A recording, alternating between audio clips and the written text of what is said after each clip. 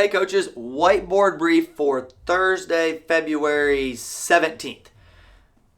Class, today we have all strength work and it's all upper body as to not negatively affect your lifts for tomorrow. If you're worried about it making you sore, it shouldn't be a problem because when you're snatching and when you're front squatting, your upper body, as far as like arms and shoulders, aren't playing a huge role. I know we might feel like that on the snatch, but if snatched properly, the arms just guide the bar and catch the weight. So it's fine if we go hard today on our lifts.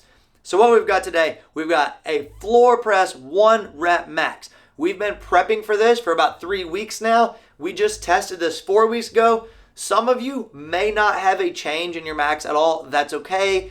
Don't be upset with it. It's been a very short build up to this. However, some of you may have gained some strength over these past 3 weeks and maybe you PR by 5 or 10 pounds. Regardless, I want everyone building up to a max, and we're going to do that by doing a set of 3, add weight, a set of 2, and then we have 4 sets of 1 increasing every single time. You're going to do a set every 2 minutes. It's going to seem like you have a ton of rest break. That's perfectly fine. That's how we want to approach max effort lifts. And if you want to partner up with 1 or 2 people, then there's no big deal on that. I would definitely have a spotter around, or I can come spot you on those last few reps.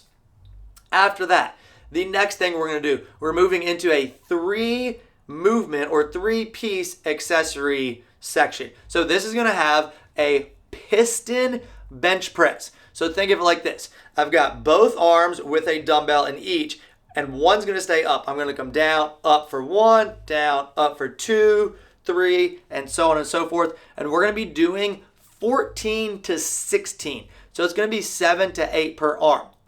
Since there will be 4 sets of this accessory piece, if you want to build in weight every time, that's fine, because a lot of us may be unsure of what weight I can do for this, because it's a lot different than just doing 8 reps, because you're getting tired from holding that weight up there.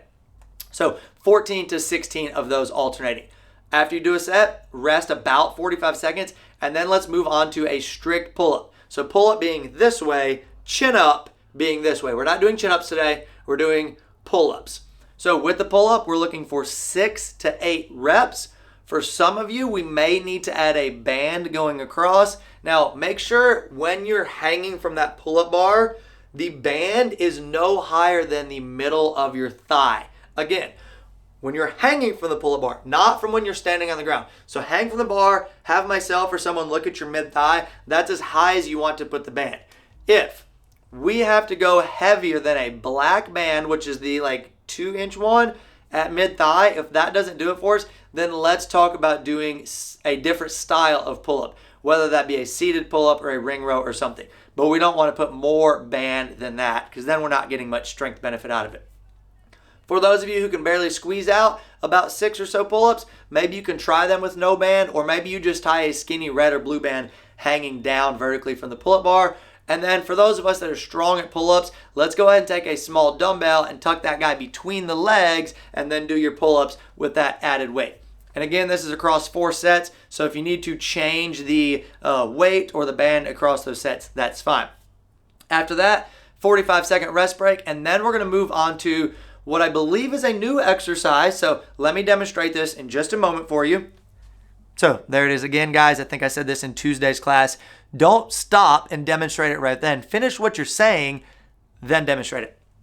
Guys, this is going to be a banded dead bug. So this is a core exercise, also going to get your shoulders a little bit, but it's definitely not meant to be upper body specific. It's more core. So while laying on the ground, we're going to be holding a band squeezed tight in the semi-crunch position, and then we'll be doing a slow, controlled dead bug. And there's going to be 2 different variations of this. We can go bent knee, or we can extend the leg straight out for a little added difficulty. So when doing these, it's going to be 10 alternating. So right leg is 1, left leg is 2, so on until we get to 10.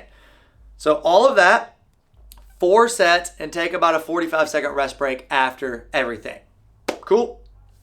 All right, guys, let's go ahead and get started setting up for that bench press, for that pull-up, and then also get some bands out for these dead bugs. And then, guys, after that, there is some finisher work on the board, but if we don't have time for that, no big deal. If we do, then we would just kind of tell the class as a whole after they're done with their accessory work. And that's your whiteboard brief for Thursday.